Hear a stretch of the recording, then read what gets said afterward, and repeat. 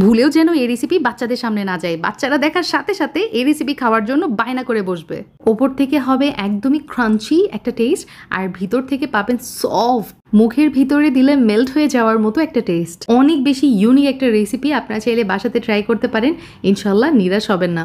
একদম হাতের কাছে থাকা মাত্র কয়েকটা উপকরণ, এই ধরেন 3টা উপকরণ ব্যবহার করেছি এখানে, তাতেই এই রেসিপিটা এত মজা হয়েছে। আর বানানোর টেকনিকটাও অনেক ইন্টারেস্টিং লেগেছে আমার কাছে।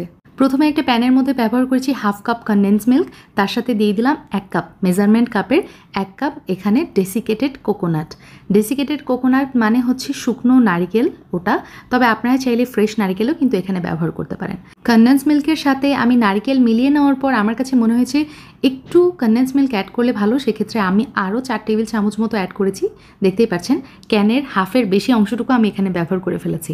তো চুলার জাল একদমই লোতে রেখে আমি সব কিছু একত্রে খুব ভালো মতো মিক্স করে ফেলবো। আর এখানে দিয়ে দিচ্ছি হচ্ছে 2 টেবিল চামচ বাটার। আপনারা চাইলে কিন্তু এখানে ঘিও ব্যবহার করতে পারেন। তো এই যে বলেছি চুলার জালটা কিন্তু একদম লোতে রাখতে হবে, তা না হলে এই যে নিচ থেকে বা তলানি থেকে এটা কিন্তু ব্রাউন কালার হতে শুরু করবে। সব কিছু একত্রে যখন এভাবে জমাট বেঁধে গেছে, কড়াই থেকে উঠে উঠে আসছে, এই পর্যায়ে আমি চুলা থেকে নামিয়ে নিচ্ছি। মিশ্রণটা যেটা করতে হবে গরম থাকতে থাকতেই মানে এভাবে শেপ দিয়ে নিতে হবে, আদারওয়াইজ এটা ঠান্ডা হয়ে গেলে কিন্তু আপনি আপনার পছন্দ মতো শেপটা দিয়ে নিতে পারবেন না। তো হয়ে গেছে, এখন আমি হাতের সাহায্যে এভাবে পাকিয়ে আমি নাড়ু বানিয়ে নিচ্ছি। দেখতেই পাচ্ছেন নাড়ু বা মিষ্টি যেটা বলেন না কেন। তো হয়ে গেছে, এভাবে আমি সবগুলো বানিয়ে নিব। এখন যেটা করব, এই নাড়ুগুলা আমি নর্মাল ফ্রিজে রেখে দিব প্রায় 10 মিনিটের জন্য। তো 10 মিনিট পরে ফিরে আসছি। 10 মিনিট পরে একটা প্যানের মধ্যে আমি নিয়েছি 1/2 কাপ চিনি, তার সাথে দিয়ে দিলাম 4 টেবিল চামচ পানি। চুলার জাল থাকবে মিডিয়াম হিটে। এখন এভাবে আমি এই চিনিটাকে ক্যারামেল করে নিব।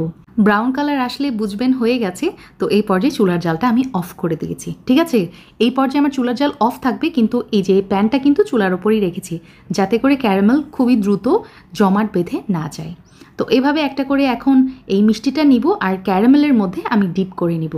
Very easy and very simple, তবে হ্যাঁ অবশ্যই কেয়ারফুলি এই কাজটা করতে হবে। কিন্তু আমি কয়েকটা পদ্ধতি এখানে দেখিয়ে দিয়েছি, যেটা আপনার ভালো লাগে সেভাবে আপনি ক্যারামেলের মধ্যে এই লাড্ডুটা ডিপ করে নেবেন। এখন একটা স্টিলের ছড়ানো প্লেট অথবা বাটার পেপারের ওপর রেখে দিবেন এই ললিপপগুলো। স্টিলের প্লেট অথবা বাটার পেপারের ওপর রেখে দিলে ললিপপগুলো উঠিয়ে নিতে সুবিধা হবে। এই পর্যায়ে আমার কাছের ললিপপসগুলো কিন্তু একদমই ঠান্ডা হয়ে গেছে, রুম টেম্পারেচারে চলে আসছে আর কি। তো এখন আপনাদেরকে আমি ভেঙে দেখাবো যে এটা কতটা ইয়ামি হয়েছে। একটা কামড় দিলেও দেখিয়ে দিলাম যে এটা মানে আমার তরসদ ছিল না, আমি আগে খেয়েছি।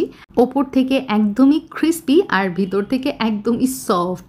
এই যে দেখতে পাচ্ছেন, চামচ দিয়েও আপনাদেরকে ভেঙে দেখাচ্ছি। এভাবে কিন্তু আপনারা বক্সে করে বানিয়ে রাখতে পারেন, নর্মাল ফ্রিজে রেখে দিবেন, ইনশাল্লাহ 7 দিনের মতো ভালো থাকবে। So enough for today, see you in the next video. আল্লাহ হাফিজ, আসসালামু আলাইকুম।